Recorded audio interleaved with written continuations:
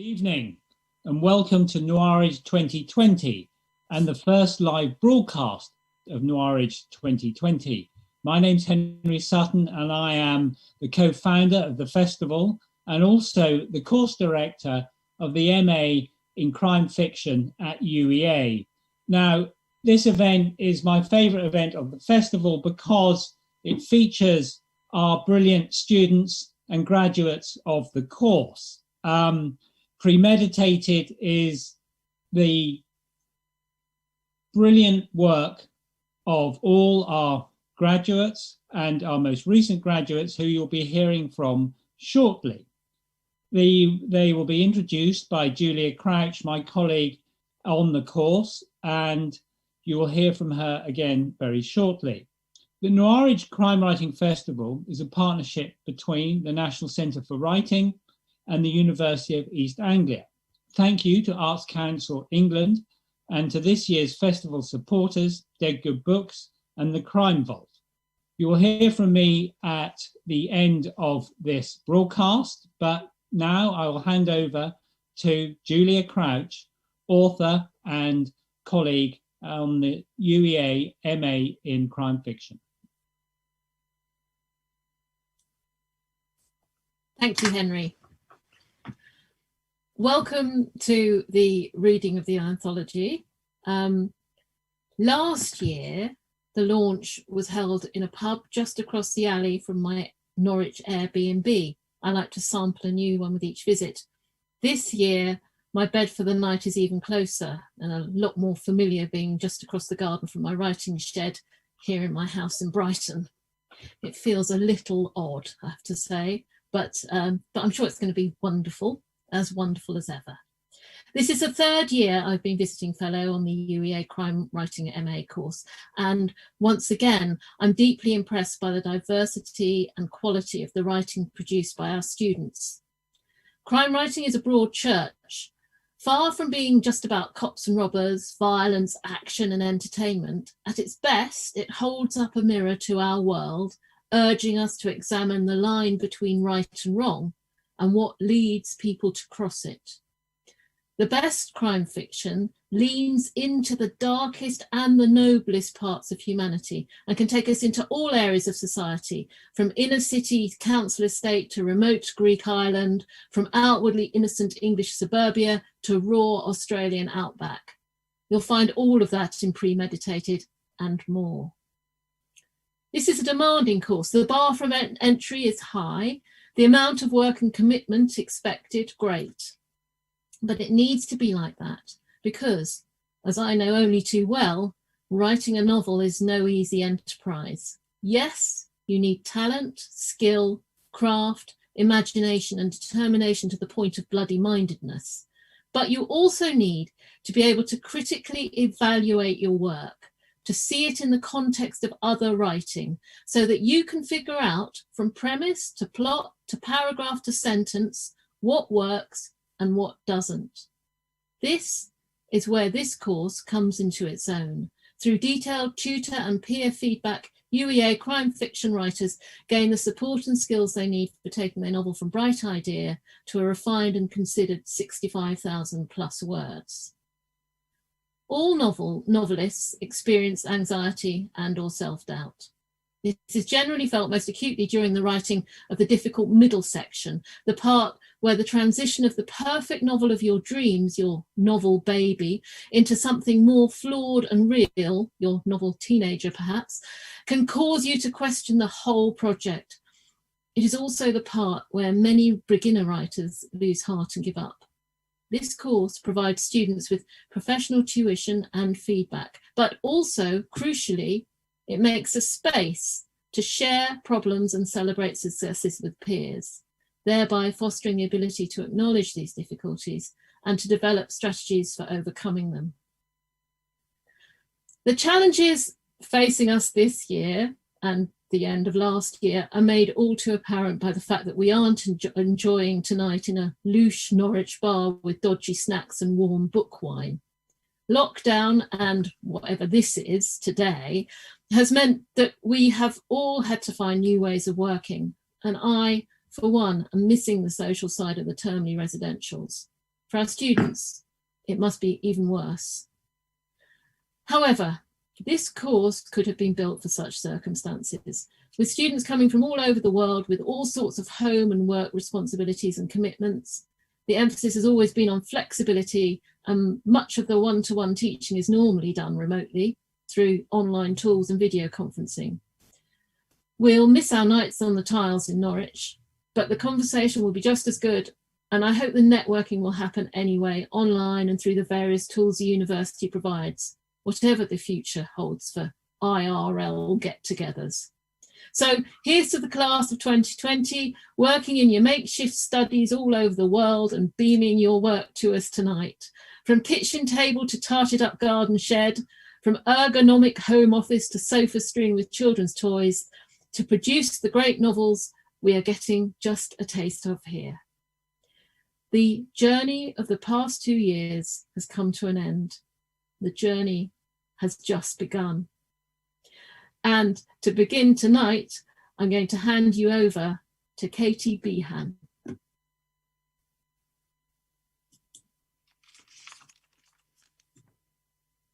Thank you, Julia. The piece, my book is called The Summer of Wasps. It's about a fledgling PI, Lily Dunn, who's hired to prove her childhood friend Sam, who's recently taken up with a cult-like group led by a troubled 90s indie star, is innocent of a woman's murder. She's just not sure that he is. The book explores the way that childhood experiences, good and bad, shape us as adults, and how difficult it is to break free of that, especially when we don't even know that we're trapped. The piece I'm reading is Lily drunkenly remembering when she first met Sam.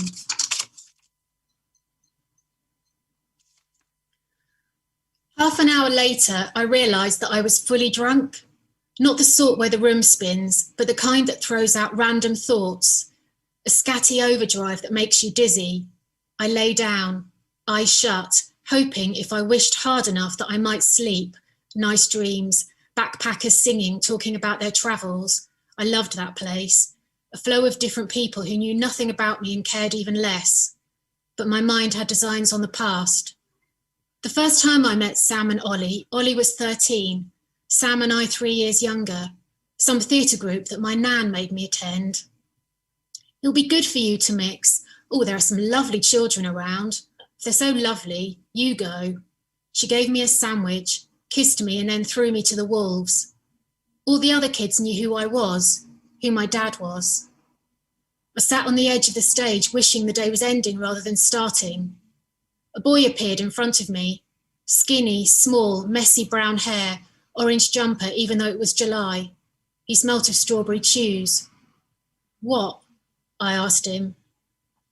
Did you know that polar bears are really curious? So if you think you are going to get attacked by one, it's really good because all you have to do is throw something on the ground like a handkerchief, or if you haven't got a handkerchief, then maybe like a tissue. How would I know that? He shrugged. I asked again. How would anyone know that? A few feet away from us, 3 girls and a boy were laughing. One of the girls crept towards us. Her lips dripped gloss, her mouth smacked gum. The polar bear will stop to look at... She started speaking. The polar bear will stop to look at... She'd made her voice high and gentle in mimicry. The boy's left eye started to twitch slightly. It just gives you time to... It just gives you time to... Every time he spoke, she did her imitation, always a few words in the drag. The friends behind her were hysterical. The older lad especially, with his top-of-the-range skateboard gear. The entertainment only stopped when the youth worker came into the room. Now everyone, get into pairs. I told the boy he could work with me, and he beamed from ear to ear like it was the best news he'd ever had. Slipped his damp hand into mine. Later, in our biscuit and lemonade break, I asked him why he was wearing a woolen jumper. Because it's my favourite. Yeah, but you're sweating. Yeah, but it's still my favourite though. It was a logic I couldn't argue with. Skater boy and his groupie sneered at us from a distance.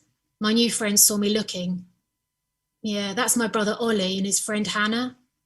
Do you think we should throw a handkerchief on the ground? The boy looked serious. It only works on bears. Then another memory. My 11th birthday, a bright June day. The ice cream parlour in the nearest town, Dad eating a cone and laughing loudly at nothing, while my Nan stroked his arm. I watched them and my Sunday melted. Then we waved him off to London on the coach. Nan held my hand. It's just you and me again, love. I felt a bit dazed, like the sun from that day was shining in my eyes. I sat up, none of this. Checked an address on my phone, then slung some clothes on. Thank you. The next person is the brilliant Denise. Thank you.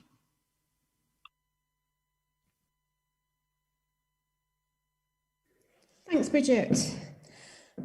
This novel is called The Ravenous Tiger, and it's a retelling of William Shakespeare's Titus Andronicus, set in London in 9 years' time in the future. Chapter 1, London, October 12, 2029. Detective Chief Superintendent Tina Andrews picked up her gun. A body had been found in Red Zone 13, more than a routine stabbing by the sound of it. She slid the Glock Gen 9 into her belt, grabbed her jacket and went to round up a team. The central elite hub in Barbican House was too quiet. Soft murmurs replaced the usual buzz of voices, interrupted only by the half-hearted tapping of computer keyboards. Even the phones observed a mournful silence. I want your attention. 34 screen-bleached faces lifted to hers. City East have asked for our assistance in Red Zone 13. Mom? Rana? It's Tommy's funeral today. There was a collective sigh.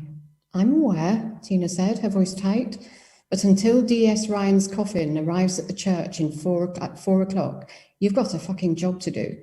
Rana shrank back into her seat. Tina scanned the room. Luke, you're with me. She shivered in the cold, dank air of the Barbican's underground car park. Her armed response vehicle was ready, a German SUV with high-level ballistic protection. She tossed the keys to Luke and settled herself into the passenger seat. The guards stood to attention, hands cradling their machine guns. One of them stepped into Silk Street to check the road was clear. Luke didn't wait, pulling out past the army tank situated at the main entrance to Barbican House. Their ARV almost clipped the guard and narrowly missed a squad car that was turning in. Like that is it, Tina said. Fucking tank, always stuck there on that blind bend. Piece of junk, they should dump it. Deterrent, Luke. Reminds people of the bad old days. Not like the unwashed masses are allowed down Silk Street, though, is it? True, but TV cameras are. He shrugged. Gonna hit the start of the march, Chief, he said. Shit, can you go round? Not till Finsbury Square. 2 minutes later, they were stuck behind a gaggle of early birds walking in the road, self-righteously oblivious to traffic. Their banners read, "No to death penalty," and "End this savagery," and "Support amnesty now." Luke hammered the horn. Most of the marchers shuffled to the pavements, but a young woman with long blue dreadlocks turned to face them, mulish feet planted square in the way. Her sign pictured a severed head, blood dripping. Tina heard her unspoken accusation whispered on the web that the police rounded up randomers in the street and sent them for execution. Luke slid down his window. Oi, you, out of the road before I arrest you for obstructing a police officer. Blue dreadlocks sauntered off and flipped the finger as they drove past. Fucking public order committee, he said. Fucking what about it, she said. She'd been on the committee. Letting people march like this again, why? Safety valve, Luke, better than flash riots, if you say so. What do you know? You weren't in the force during the emergency. She was wasting her breath, but she couldn't help herself. Thousands were killed, including coppers. Yeah, well, I should have stayed in the army. Coppers are dying now, and what do we do? Bugger all. Tina leaned forward to engage the drone monitor on the dashboard. A grainy picture appeared. A white square, the forensic tent. 10 or 11 police cars, 6 vans. White suits and yellow jackets crawled around like ants, too many to count. The green face of motion sickness leered at her and she tapped the screen off. See anything useful in that 5 seconds before you throw up your porridge oats? Said Luke with a sly grin. Scene's rammed. Parking this beast will be a bitch. You scrape another ARV and bye-bye Luke's bonus. Ouch. The commander says your team's unruly. Because I trashed a couple of squad cars. No, we're talking complaints from members of the public. Troublemakers, Luke said. I've backed you, but what? Lay off the heavy-handed routine, Tina said. I don't want a rep for police brutality. That's the end. I'm handing you over to Lucy Dixon.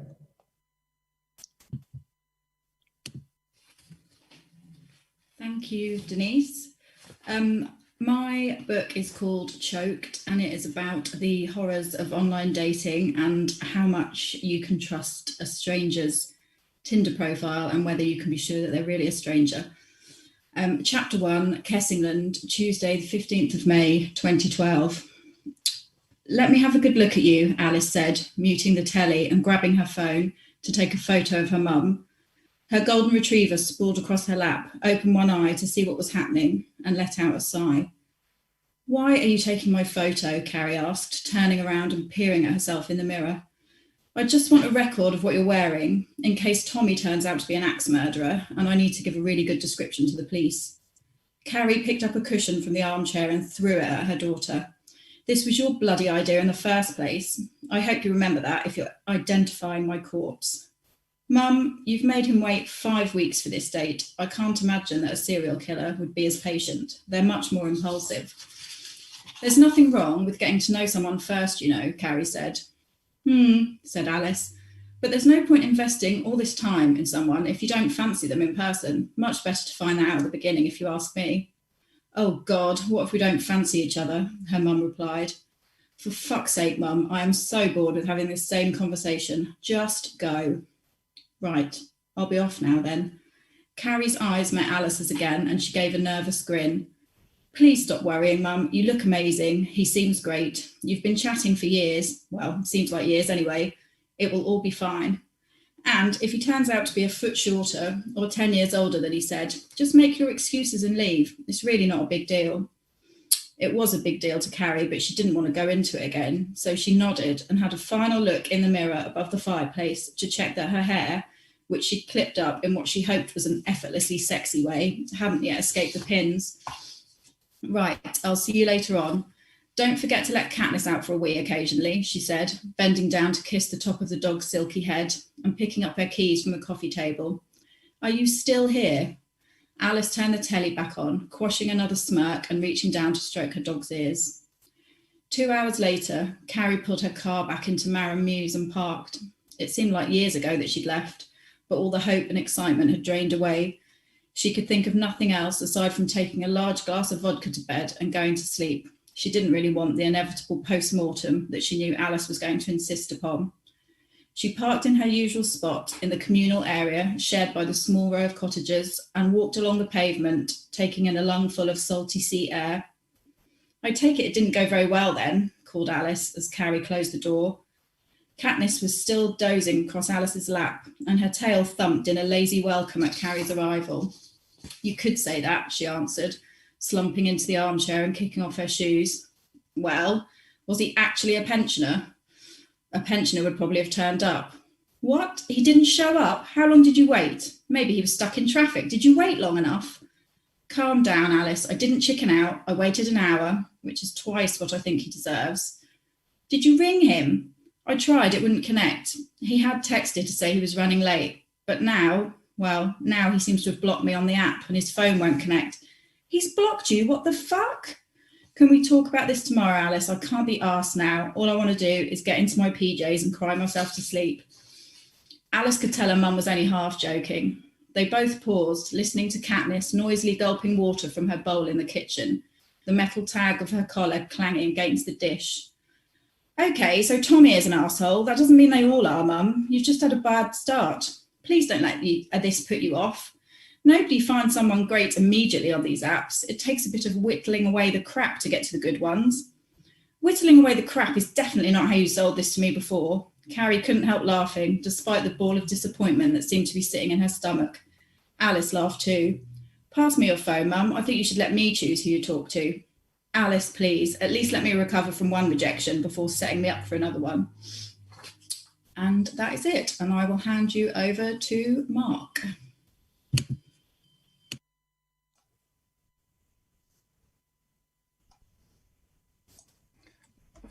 Thank you, Lucy. Hello, I am Mark Hankin. My story is based on true events that took place aboard the Polaris nuclear submarine HMS Repulse at the Clyde submarine base during the early hours of the 10th of October 1988. The motto of the submarine was, "Who touches me is broken," and this is also the title of my book. Chapter 1, Arrival. My name is Ken Sinclair, and this is my true story. I know where it ends, but it's a little harder deciding where to begin. If I were a movie director shooting the film of the book, I would open with a drone shot from on high. An elderly Volkswagen campervan winds along the side of a Scottish loch on a dreary autumn day to the soundtrack of Never Gonna Give You Up by Rick Astley. A caption appears on screen. Wednesday, the 5th of October, 1988, 1:35 p.m, 12 degrees Celsius, steady drizzle. Cut to exterior close-up through the windscreen. The wipers labour back and forth, clearing two interlocking semicircular areas of glass which frame the young occupants. He is driving. His hair is longer than is fashionable for the era. Despite the weather, he wears sunglass clip-ons over his spectacles.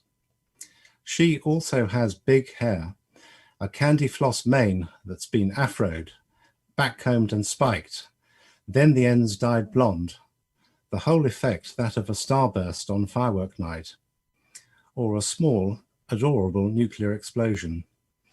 She wears heavy black eyeliner and mascara underneath chiseled Gothic eyebrows, like Susie from the Banshees. Her irises are a lovely hazel, which change colour depending on what she wears and the lighting.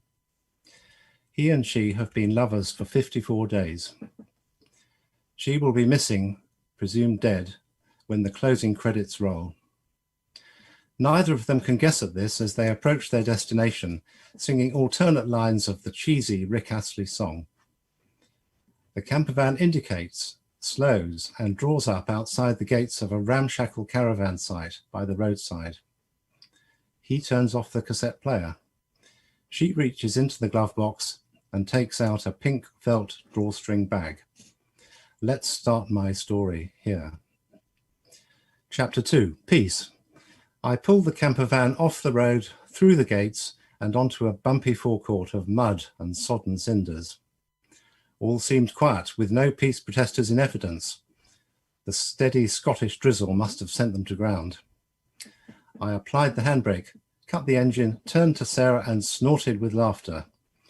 "What's the joke, Maverick?" she said. "I still can't believe you did that to your hair. And now we have the earrings. Just following instructions. Blend in." She stuck out her tongue. "You look equally ludicrous in those shades." Definitely a Kodak moment. I reached for my Pentax, screwed on the self-portrait device, and we leaned together in our karaoke duet pose. Only then did I unclip my Top Gun aviators, and the scene outside acquired some muted colour. My first impression was of a South African township with wooden shacks, caravans, tarpaulins stretched between trees, rusty oil cans serving as rubbish bins or braziers, and massive cable reels on their sides as makeshift tables. A sign on painted corrugated metal sheets announced Faslane Peace Camp against a rainbow adorned with multiple CND symbols. Below this, a cartoon missile emerged from a submarine afloat in a loch. Hands of all colours reached out and Munch-like faces screamed, "No cruise, no Trident." A hand-painted sign on a shack read, "Information, legal support, visitors welcome." The door stood open and smoke puffed in a homely fashion from a flue jutting through the tin roof. I guess we check in there. We'd made it from London in 2 days, taking turns to drive, Sarah's Bon Jovi Rick Astley compilation at full volume. We stopped for the night in the lay-by between Carlisle and Gretna Green, where we heated a can of baked beans with frankfurters, brewed tea and smoked a joint before retiring to give the VW's suspension a good workout.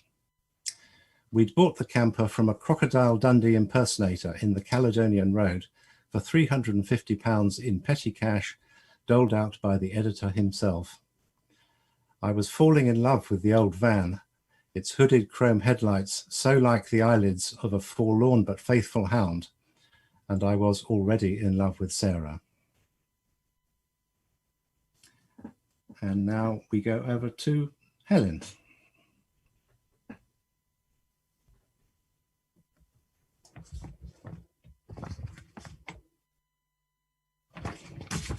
Good evening. My novel is called Broken English. It's a story of a woman called Erin, whose son is kidnapped while the family are on holiday on the remote Greek island of Symi. She's also locked in a coercive relationship with her husband, Piers. The extract I'm about to read is taken from the midpoint of the novel, when Erin and Piers' tumultuous relationship is finally coming to a head. Erin stared out at the Greek countryside, the fireflies swarming, the sun glistening on their lace wings.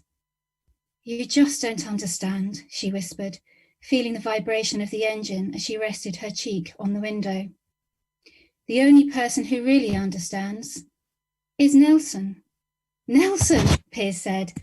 "So I am right about him. There is something going on between the two of you." He grabbed her wrist, squeezing it hard.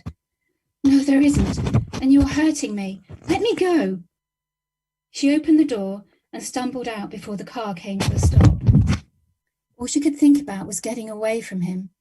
She ran straight ahead, and behind her, she heard Piers kill the engine. The car door slammed. He was coming after her.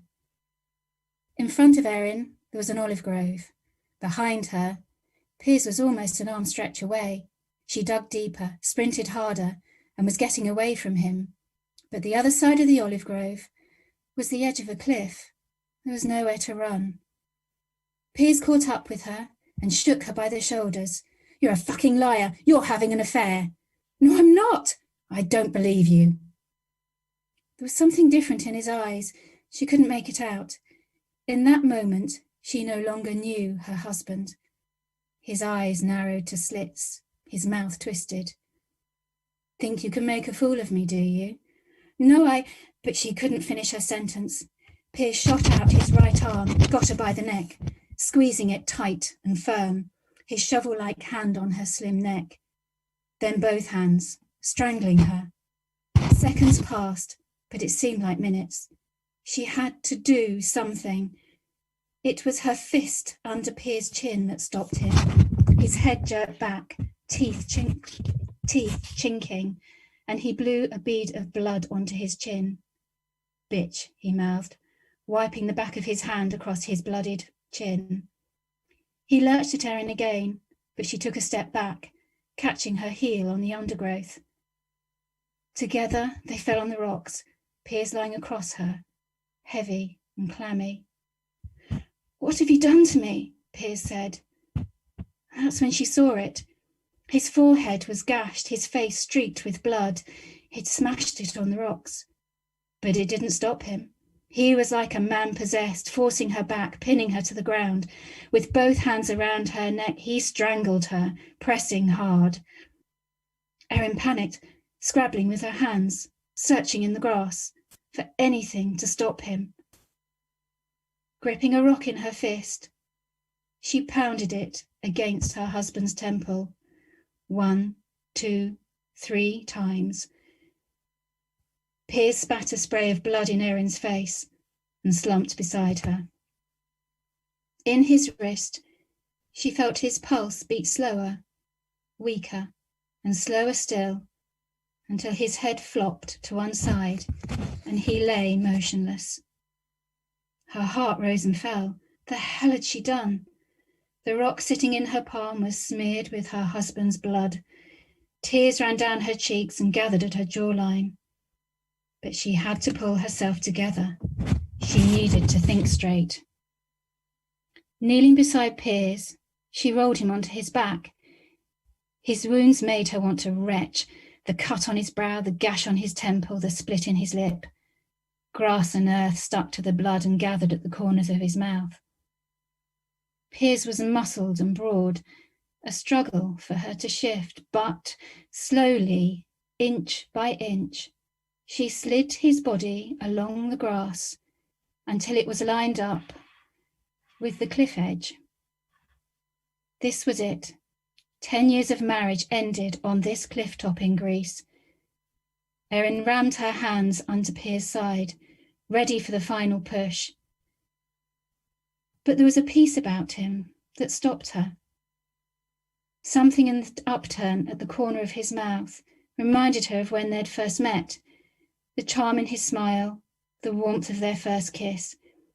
She bent in closer, tracing the creases around his eyes, the curl of his eyelashes, the childhood scar on his chin.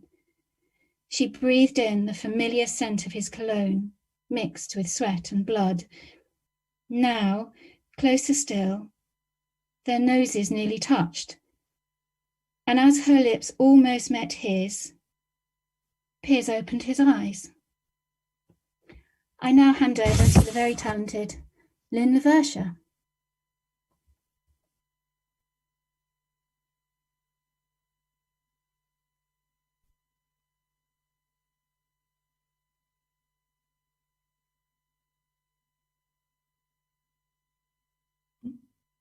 I'm here.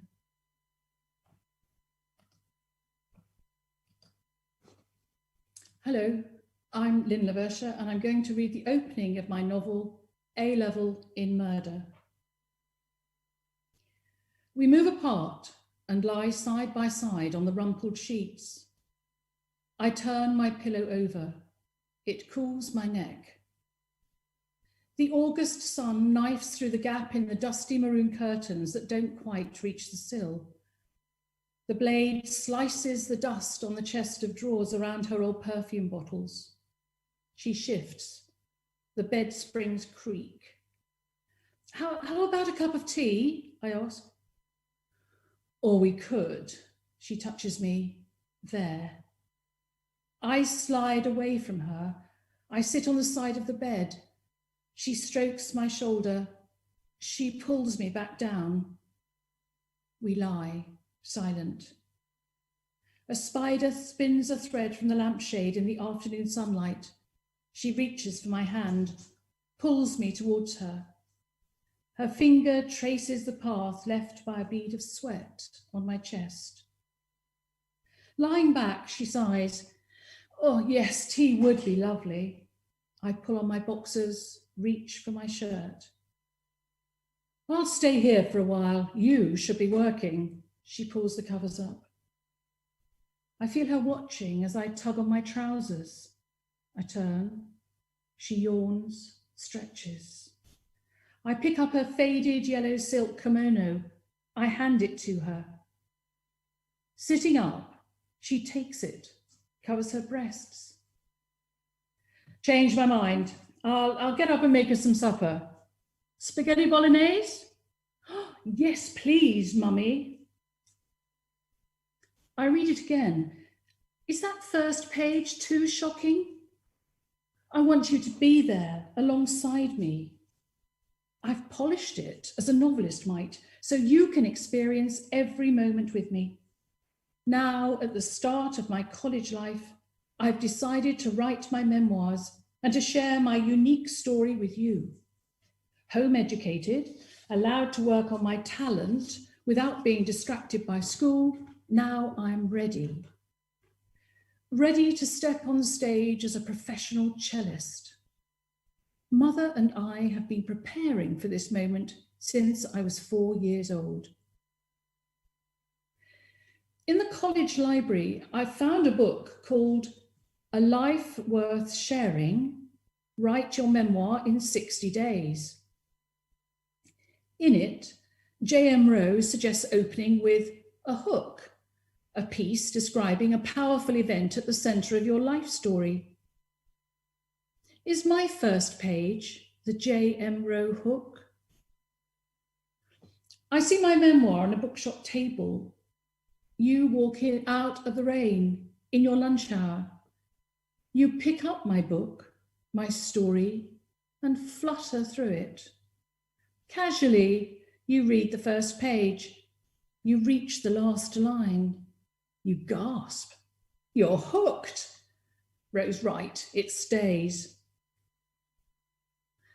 Mother calls our special love cuddles. She needs them more now. Now I'm at college. You must be wondering about my father. He's gone. He left. I'm not sure why. She won't talk about it and goes quiet if I mention him. I can only remember a gigantic shadow with no features. There are no photographs. Mother was a concert pianist until she had me, then stopped. She married him, but didn't forgive him. After he left, I woke in her bed. It gives me great pleasure now to hand on to the lovely Lissa.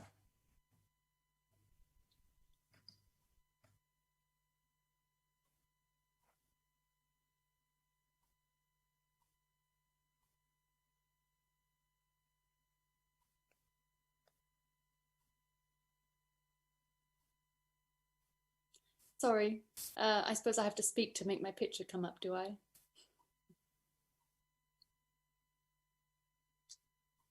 I'm not sure if you can hear me, but I'll just go ahead anyway. Well, that's a tough act to follow from Lynn Lavercher, but I'll give it my best shot.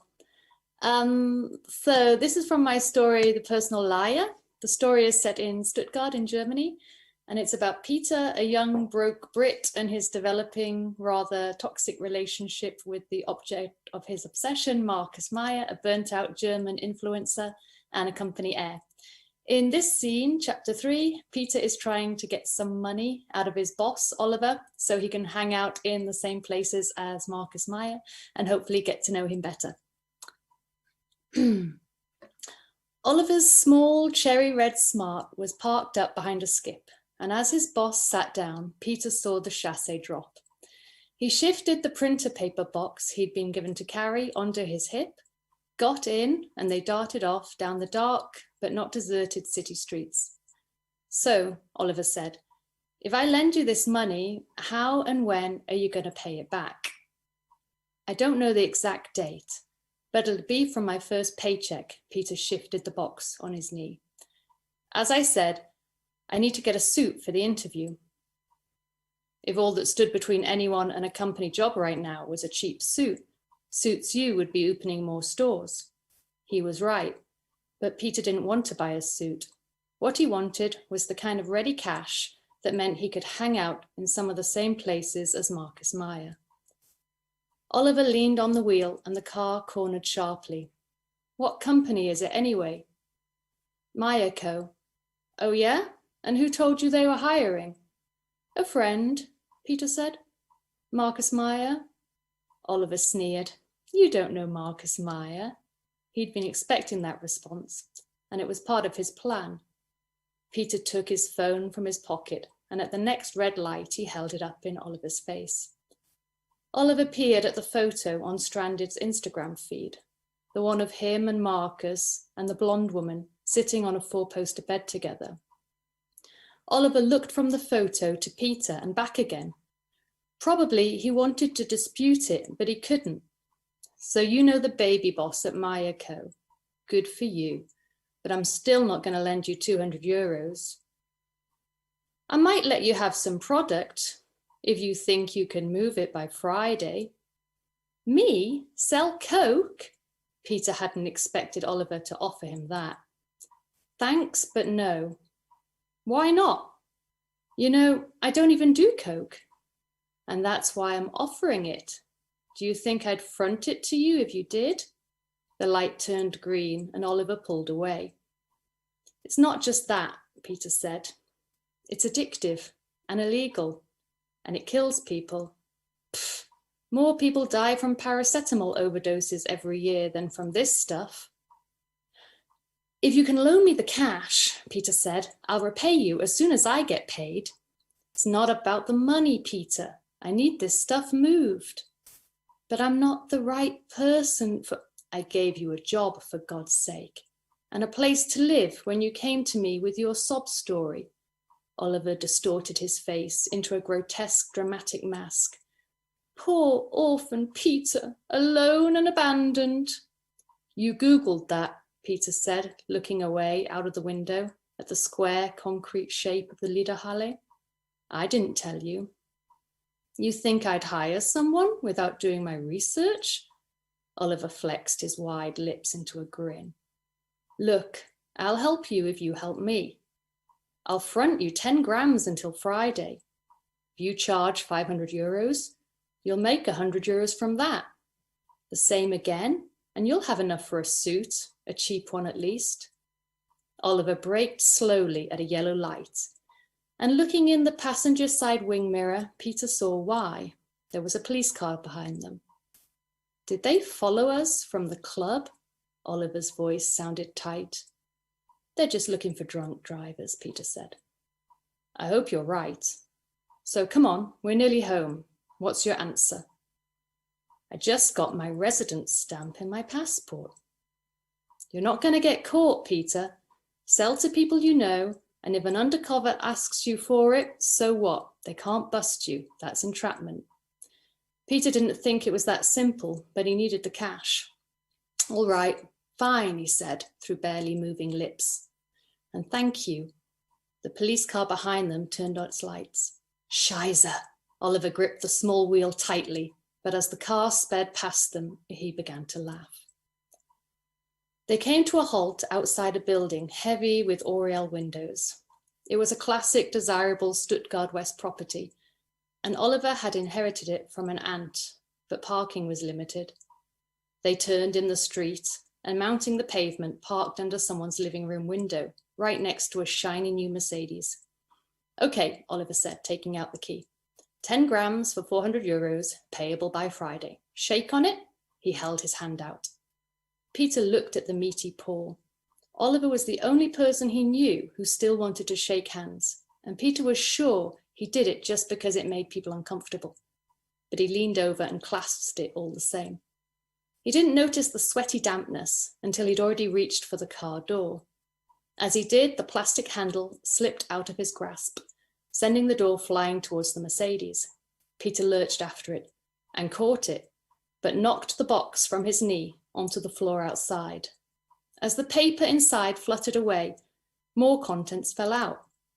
6 almost perfectly round, fist-sized white balls rolled towards the back of the car and stopped beneath the streetlight.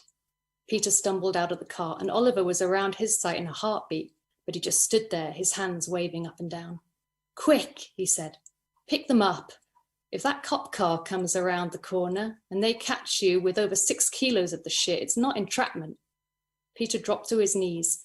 With his heart thumping and his hands shaking, he herded the balls back into the box, careful to avoid leaving any fingerprints. And that's me. And next, I'm going to hand over to Amanda. Here we go. It's Amanda Parashi. Thank you very much. Sorry, I'm just trying to get my video to work. Thank you very much, Lissa. So I'm going to be reading from a story that's set in the 1950s. It opens with a murder that's taken place of a man named Cecil Duckett, and his friends are very keen to find out what's happened to him. And one of his friends is a lady called Beryl Bridgens, and she was a prison warder in a prison during World War II. And that's how she knew Cecil Duckett, who was a solicitor. And she is very much keen to find out what's happened.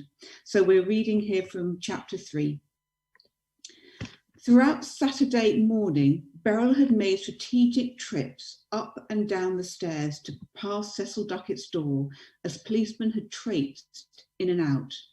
They had tutted to themselves as they gave a running commentary on what they clearly considered to be a den of moral filth. Silk pyjamas, if you please, no flannelette here. Did you see the bookcase? Read poetry. Only drank foreign coffee in those poncy little cups. Wouldn't even get a good mouthful out of them. The inspector deigned to put in a personal appearance later in the afternoon. The constable had described Beryl to the inspector on their way up the stairs. His skivvy found him when she went to do for him in the morning, sir.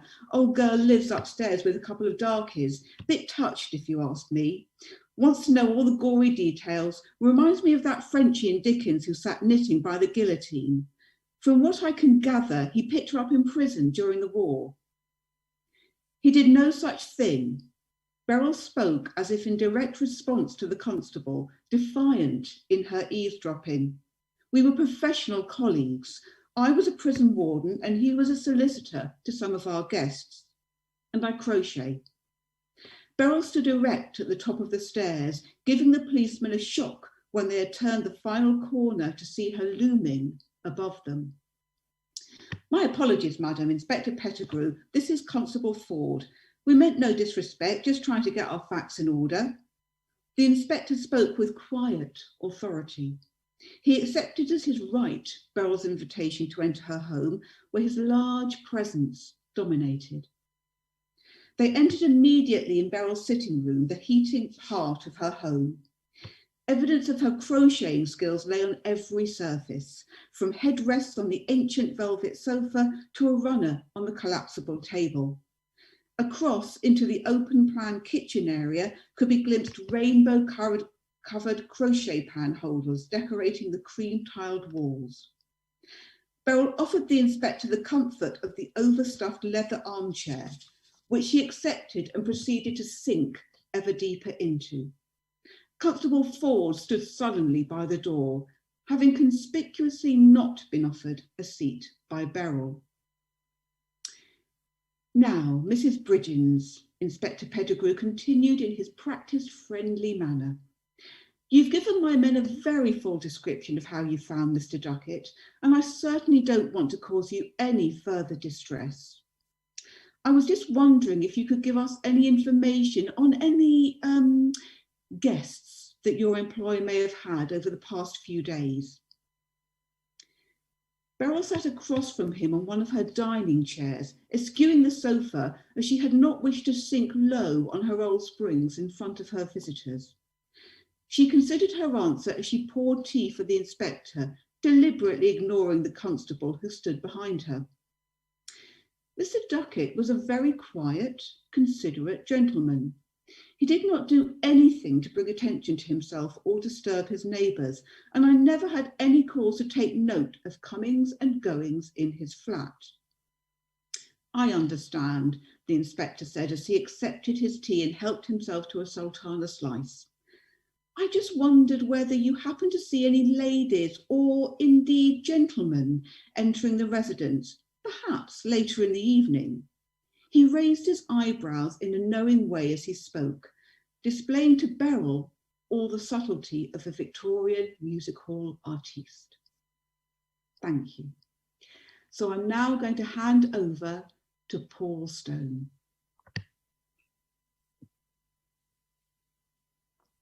Am I on? Hello?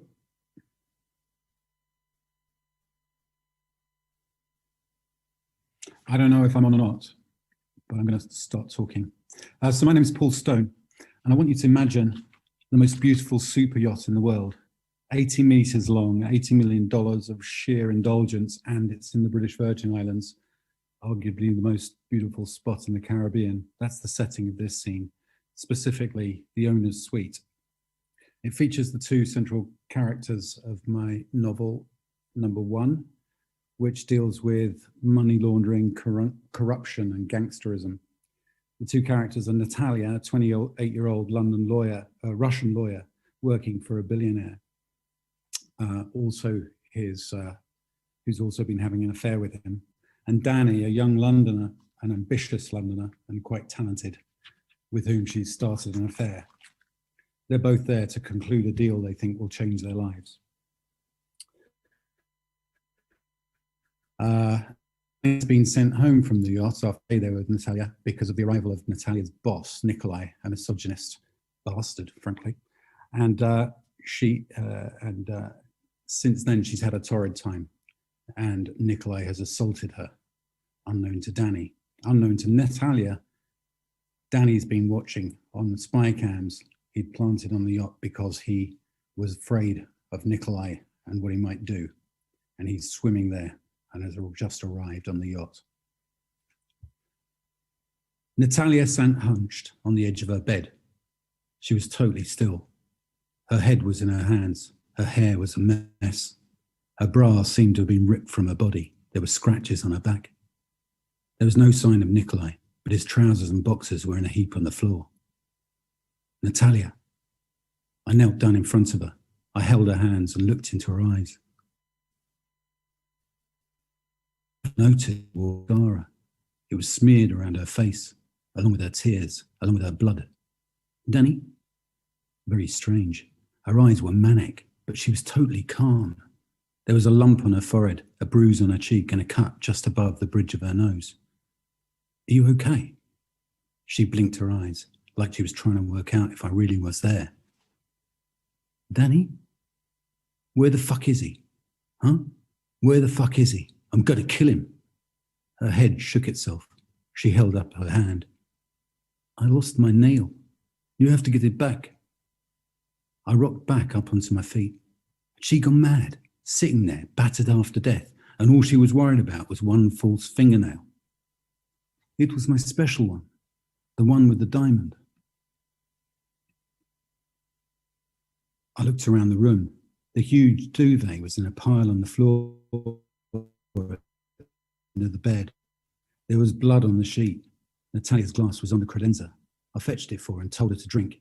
She took a big gulp and handed it back. Do you want some more? Yes. I poured a large scotch, lots of ice. I handed it to her, then went to the bathroom and found a towel and another bathrobe. I wrapped a pile of ice cubes in a towel and went back to her. Here. I helped her into the bathrobe and held the ice pack to her head. Where is he? She nodded towards the duvet. I pointed at it. Under there. She nodded. I didn't want to see him. I think he might have passed out from the pain. I pointed at the blood on the bedsheet. Please tell me some of this is his. Her eyes widened into a kind of mad stare. I don't understand why a man committing rape would demand oral sex. Nikolai's dick was still attached to his body, which was actually a relief.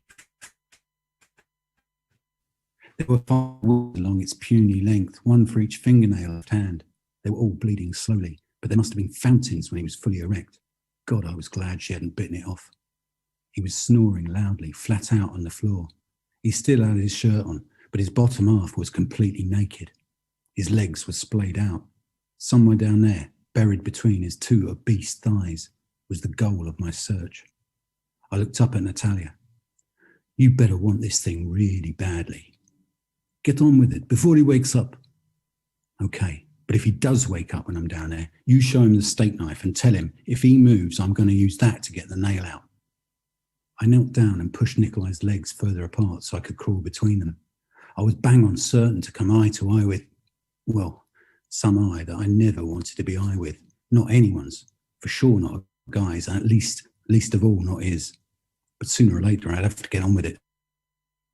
That's what I did. I eventually got his legs wide enough apart to find his scrotum. No wonder he'd passed out. The thing was blue. The stench made me gag. I could only see 3 wounds in it, all of them deep, all seeping blood. None of them seeming to be wearing any jewellery. There was only one thing for it. I lifted it up. It was damp to the touch.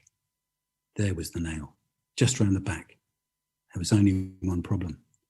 I looked up at Natalia, whose stare was fixed on Nikolai's face. You got any tweezers? I took a firm grip on the nail with the tweezers and gave it a tug. It came out with a pop. I raised it in the air like it was the Premier League trophy. The diamond was smeared with Nikolai's blood. Good, said Natalia. Go and wash it and I'll give you a kiss. I gave her a look. I told you, my lips were never closer than 6 inches away. Thank God for that. Kiss. Now I'm iffy. She pecked me on the lips. I went to the bathroom. When I came out again, Nikolai was groaning. I'll call Gavin, I said. No, keep an eye on Nikolai. There's something I have to do before that. And now I'm going to hand over to the fabulous Aussie Emma Stiles. Thanks, Paul. Yeah, my name's Emma Stiles. It's quite hard to follow that. That was great. So yeah, I'm reading from my story, No Country for Girls. It's an Australian outback crime road trip story told from the point of view of 3 young women on the run with a load of stolen gold. So this is an extract from the 3rd chapter. It's flat dark, no lights. A circle of dead trees spears out of the water, black against black, layers of frog sounds, the smell of tea tree over the stink of mud. Something invisible flaps across and lifts the hairs on my arms, a crow or a black cockatoo. I throw the phone and it spins end on end until I hear the splash. I'm close enough to home to have lost it here for it not to seem strange if someone checks. I wipe my eyes and I'm wiping my mouth as I come out of the scrub near the car, a flapping rush of panic when I see Charlie. What are you doing? What do you reckon? The back of the ute is down, the interior light spilling out of the rear window. She's backed it up to the water on a short square of jetty and got the body half out. No, I rush and grab the end she's pulling and try and push it back. We had a plan. So I changed it. He can go in the lake. We're here, all right? We'll weigh it down like we said. No, you can't do that. I lift and push, but she's stronger. How can she be stronger? We have to get him back in. Stick to the plan. The lake's too small. The body shifts, awkward and heavy, and I let it go. There's not enough jetty between me and the water. The head part lolls off the end of the ute and looks exactly like what it is. She climbs up into the tray. You got eyes in your head? See how dark it is. We can do it here. I look at the trees against the sky, the outline of stars. It's dark everywhere. Not down the beach. There'll be lights and fishing. They'll be fishing down at Woodman's. We should have thought of that. She drags the other end of the body around and then the bag of gravel, scraping against the metal tray. Not in the middle of the night. Yes, tomorrow morning, Monday. You don't know everything. Why do you think you do? We should have thought of it. I lean against the end of the ute and press the heels of my hands into my eyes. When I pull them away, she's still there. Why couldn't you have waited for me? It's not far to the beach. Even the river is better. No, it's not, Charlie says. You don't know every fucking thing. People out in boats, fishing, surfing, fucking surf lifesaving. Here, there's going to be no one. A couple of dog walkers, if that. She gets the bag of gravel to the edge of the ute. I think of my phone, all those messages a few meters away. We can't put him in there. I've just thrown up in the water. My DNA is in there. She plants her fists on her hips. I don't care if your whole fucking dinner is in there. Both our fingerprints are all over this tarp in case you hadn't noticed. Now either fucking help me or get out the way. She puts a foot on top of the bag of gravel. No, I will not do either of those things. I brace myself against the gravel, glance behind at the water. Do you have to say F every second sentence? Can't you think of anything else? She goes quiet and there's a moment I think we're in for a fight. I should probably be scared of her. Why aren't I scared of her? But she snorts out a laugh. Can't you say fuck? Too posh. Don't be ridiculous. Stand back. She shoves with her foot and the bag of gravel lurches and I can't stop it. Charlie, I scramble to the side. The bag hits the jetty and then the body does. She's tied the two things together. Crunch, jerk, slither. The rope looping and tightening and then all of it gone off the edge. 2 splashes. I don't know whether to be impressed or terrified. A flock of corellas wheels out of the dark. Thank you. And I'm handing over to the wonderful Martin. Thank you very much, Emma. Wasn't that fantastic? We really need an applause button on this video. It is a huge honour to be reading alongside such a talented group of writers. This course has been fantastic, and thank you for some really outstanding teaching. And a really massive thank you to all my fellow students who I've learned a huge amount from. Thank you very much. So Orange 612 is a high-tech thriller told from the point of view of two main characters in alternating chapters. My classmates have heard quite a bit about Cal, so I think I might start with chapter 2, which is Zed's opening chapter. In chapter 1, Cal hacked a bank account, stole £13.72 and got thrown out of a window. Chapter 2, Zed shimmies past the grid of flat screens which cover most of the longest wall. He's a smooth mover with little pops of arms and legs bouncing to the rhythm of some funky beats, which are pumped out by the laptop on his desk. The whole building is so silent, always so utterly silent, that even built-in speakers feel loud. His desk sits against the short cross wall separated from it by stacks of server boxes, all perforated metal, crisscross cables, flashing LEDs. Sometimes Zed imagines that the tiny lights are synced in with his tunes. It's a dead dull room, but he's used to it, and the log oblong of oak-coloured carpet is firm underfoot, so it's good for dancing on. The black painted ceiling's a bit weird, making it hard to see much beyond the cheap suspended lights, and there are no windows. No daylight ever penetrates, but of course that makes little difference when, like now, it's the middle of the night. A bump. Zed twists to see, thinks the sound was something in the music, a clever use of stereo, that's all. Zed lets go his breath. He's still bent to look behind himself and catches his reflection. He's rocking faded jeans and t-shirt and looking pretty hot for someone who's dancing in the early hours of the morning past a big wall of computer screens. Great arse. Zed turns to fully face his reflection. The whole wall opposite is glass and acts like a giant mirror because the room beyond is dark. It's a large open-plan office and never used. Zed pulls some shapes, rides the wave, he smiles, fit, got moves. He's maybe a little pale from all this never seeing the sun stuff, but his hair is loose and how he likes his curls. He's listening to Andre 2000. Spiky, twisted, fast. Zed eyes his double in the mirror as he performs a staccato kind of moonwalk backwards from the desk. He laughs. The flat screen behind him, nearest to the corner and second up, catches his attention because it's changing. Each display in this gridded wall shows the latest statement from a different bank account, different number, different name. This one happens to be opening a fresh one after logging out the old. Zed doffs an imaginary cap, impressed by the efficiency. He wrote the script himself. He scans the statement. It's not been personalised in over 2 weeks. The listed transactions are only the regulars: direct debit, standing order, mortgage payments, utilities, and of course the ubiquitous transfer to savings, where the money really goes. Zed's here to add the personal touches, based on details from the account holder's biography, and these too are brought up by his software in a small window on the right side of the screen. He chuckles as he reads, then says, "Why, Mr. Johnson, you've been quiet, and we both know that can't be true, because really, you are a very naughty boy." He touches the screen to stop it auto-logging out.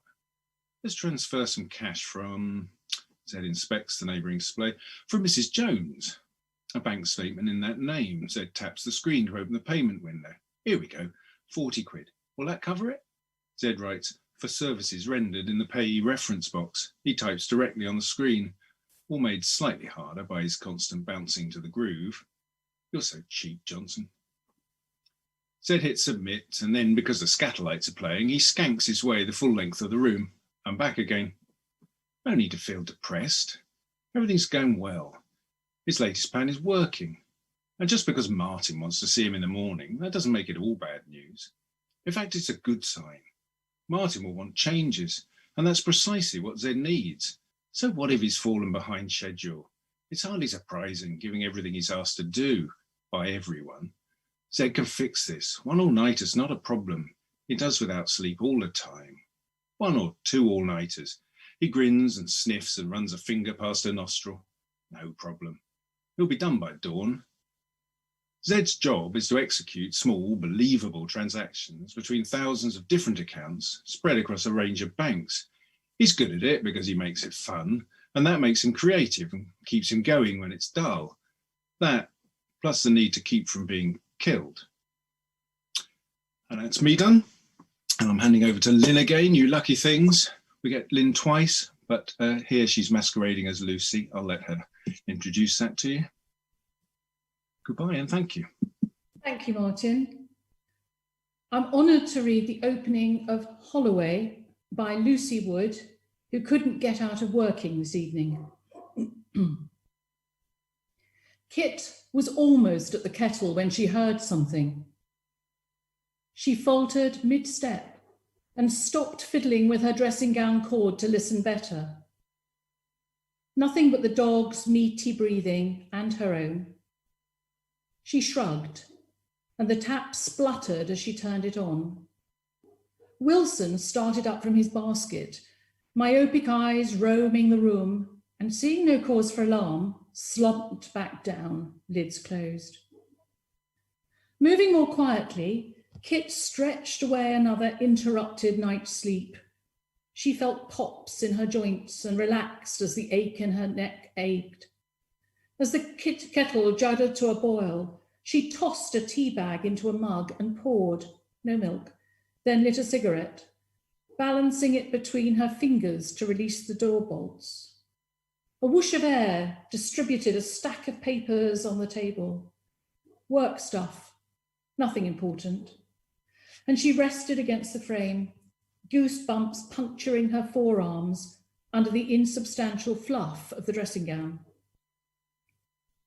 Standing puddles in the yard had iced over during the night, and gossamer webs looped ornamentally on the hawthorn.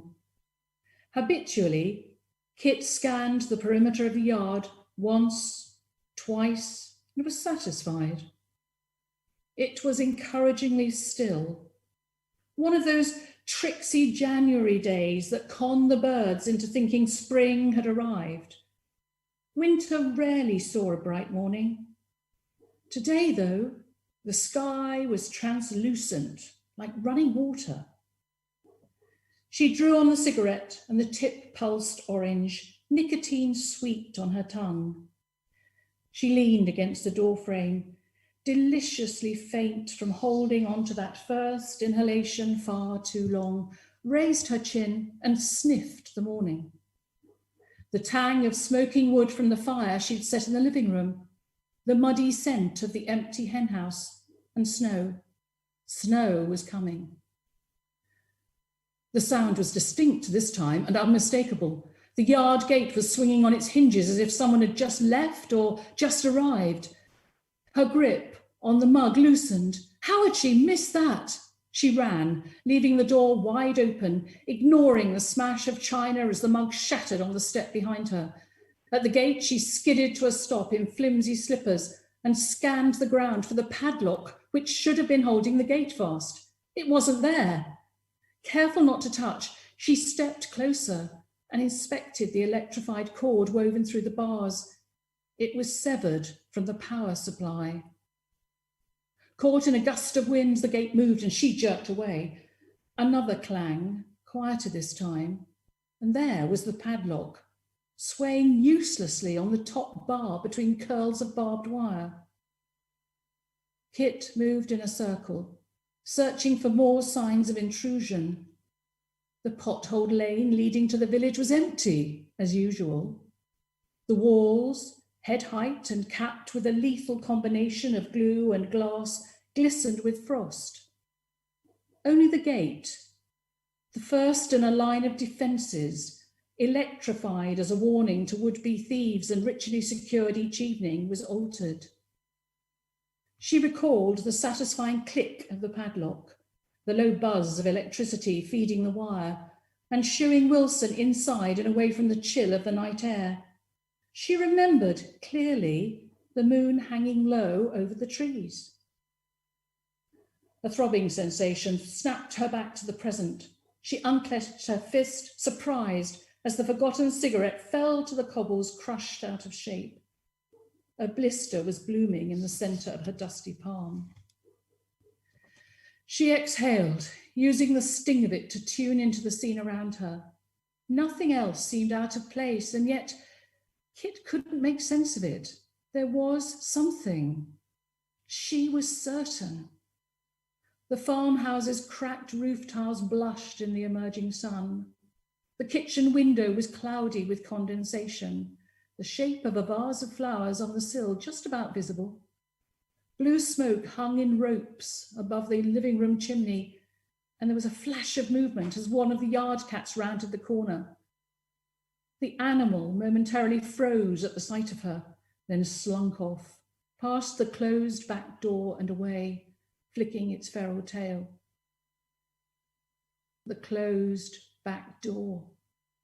Kit ran. Wow, Lucy, that was lovely.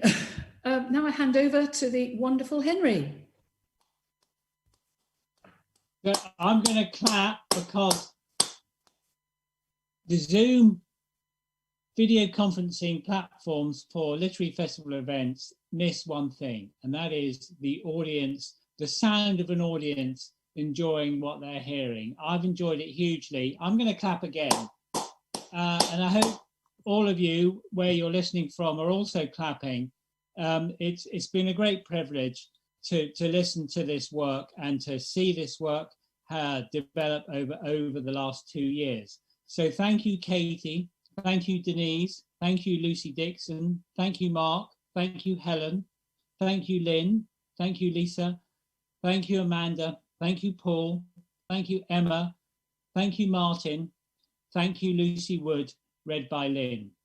It's hugely appreciated. And what's also absolutely, of course, fundamental to this endeavour is that the anthology, Premeditated, is published by Eggbox Publishing, which is part of the UEA Publishing project.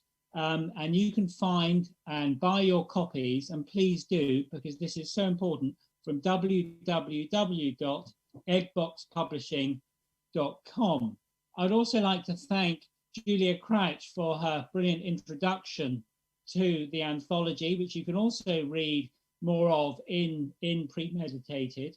And I'd like to thank Martin from Brief Media for handling the tech, and particularly my colleagues at UEA, Sophie Scott and Molly Taylor, for doing a brilliant job of organising this event this evening. And of course, our partners in Noirwich, National Centre for Writing, without whom so many people worked so hard to bring this festival to you. And yes, it is an online festival, but you know, at least we can listen to these events again. They will be online for some time, so please do check back. And also, and particularly, bear in mind tomorrow we have 2 fantastic events will be broadcast and released for publication. We have Jill Dawson, the brilliant writer most recently of the novel The Language of Birds, and previous to that, The Crime Writer, which featured, of course, Patricia Highsmith. She will be in conversation with Trevor Wood, a graduate of the MA Creative Writing Crime Fiction, the very first cohort, and his first novel, The Man on the Street, came out earlier this year, and it's zooming up the bestseller charts. It's had incredible reviews, and it's been shortlisted for the Silver Dagger. So this is where it's happening. We have heard, of course, of the voices of not just today, but the voices tomorrow. So do please look out for Premeditated. Do please buy it. Do please engage with these writers, because you'll be hearing a lot more from them in the future. Thank you very much for listening and tuning in this evening. Thank you all.